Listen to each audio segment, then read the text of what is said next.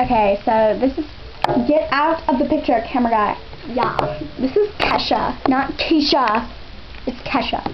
And I have a new song called Take It Off, because I wrote it because I find myself doing that a lot. And don't judge. And I made this. Touch up. Need touch up. I made this homemade video because I think that it was well good for the studio, and it's just not right that they made me take a whole new video with like real cameras and stuff. And I thought my homemade video was good enough for the studio and for the actual thing. Kesha. And I think that you guys will think the same thing.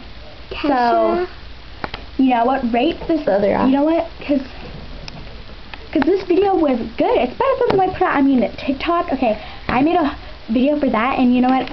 I liked the video. I had fun. In that video, you smelled like alcohol, fart, and rum, and like sweat from doing things.